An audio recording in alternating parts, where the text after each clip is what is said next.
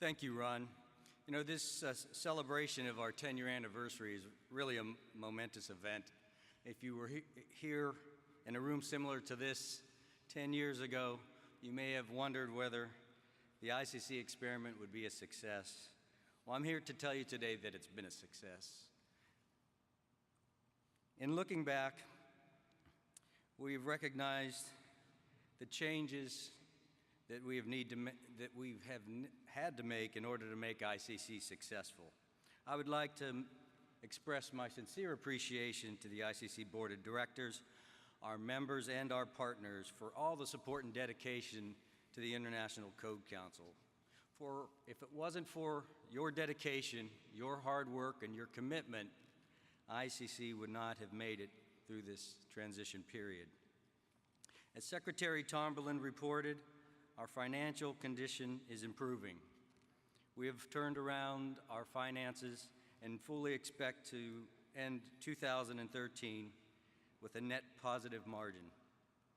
Our investments are strong, and ICC staff have been good stewards to the resources of the association. We have aligned our resources with our core mission. We have built a much stronger team and defined the roles of staff better. We have found ways to work with both the board and our members in a more collaborative way. And we have focused on doing our best each and every day, holding each other accountable, and remembering it's always about the members. We started a campaign last year that I mentioned to you. That campaign is Help a Member Every Day. And by helping members every day, we're building a much stronger organization. But building that strong organization is not something that I do alone. I do it with a team. And there's a couple people I'd like to recognize that are here today, I believe. First and foremost, John Belsick, our CFO and COO. John, stand up.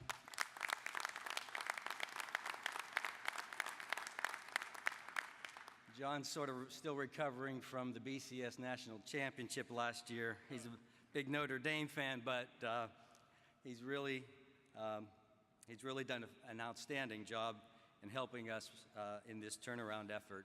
And then Mark Johnson, Senior Vice President for Products and Services. Mark, are you here? If you are, stand up. Mark and his team do an outstanding job and are always looking for ways to improve the association's products and services. I also want to recognize all the other staff, particularly the ones that are here in Atlantic City. If you understand as members how sometimes grueling the conference can be. It's a lot of work, there's a lot of fun, and it lasts a long time. Well, your ICC staff does that day in and day out to make sure the conference runs as smooth as possible. So I'd like to ask all the staff to stand and be recognized, and know you have my sincere thank you for the work that you do for the members.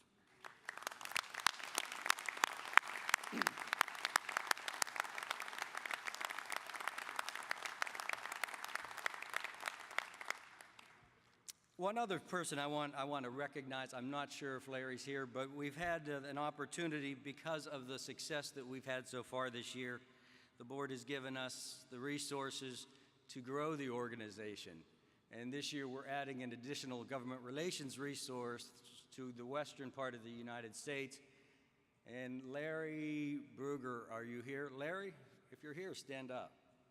If not, I'm sure you'll meet him sometime this week. Larry Brugger will be our new government relations representative in the California area. Larry is a PE and a code official, and I know he has the mission of ICC in mind. I look forward to working with Larry, and I hope you get an opportunity to meet Larry sometime this week. You know, the future of the profession is changing. You've sensed that. There's been a tremendous amount of change brought on by the economy, by technology, and the world is changing ever so fast. And these changes impact the association in dramatic ways. Our most valuable asset, our intellectual property, is under constant threat. There is a major there's major litigation to help try to resolve that question about copyright, particularly copyright held by standards developing organizations like the International Code Council. We're supporting efforts to make sure that our copyrights are protected, and that again, the most valuable resource that we have for revenue generation is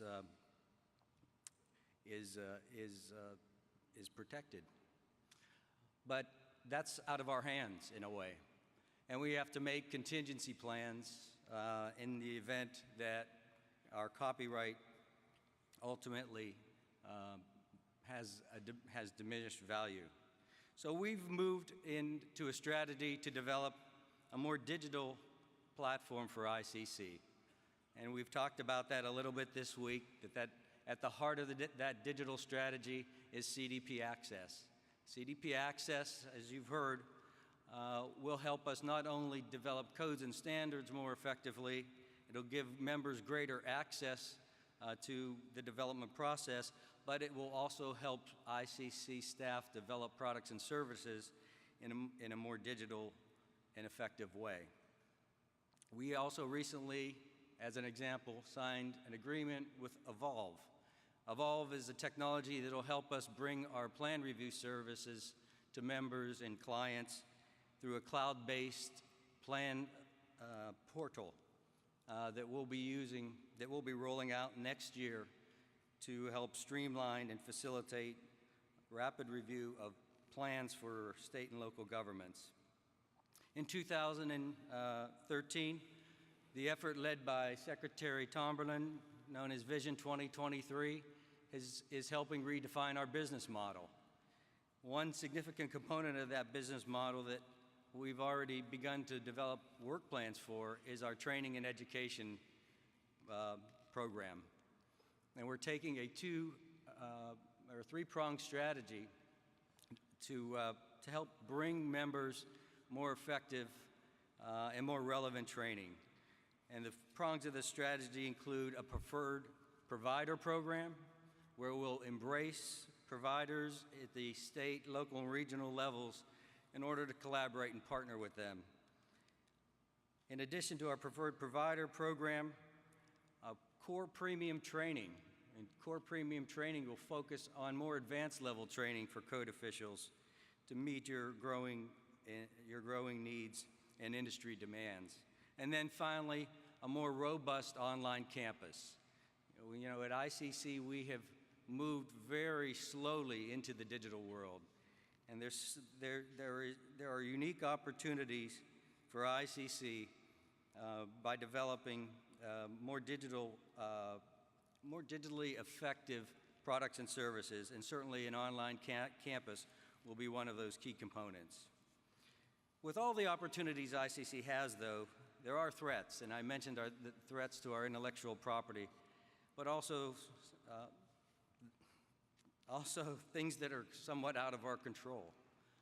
As an example, our investments, as Secretary Tomberlin reported, have been fairly secure and safe, and as a matter of fact, over the past 12 months, we've realized about a 4% appreciation in our liquid investments through smart market investing and the services of our investment manager. But today's government shutdown has the potential to impact that. So there are always things beyond our control that we must be aware of and recognize the potential threats that those existential issues cause ICC. In closing, I'd like to thank Ron and the Board of Directors for your confidence in me. It's been an extremely productive year for ICC because of the collaborative effort between the CEO, the board, and the staff. I want to assure you that your association is in good hands. This is a pivotal time for the International Code Council, but I believe the future is bright, and look forward to working with the board, with our members, and with ICC staff to making sure that this is a more resilient association in the future. Thank you, Mr. President.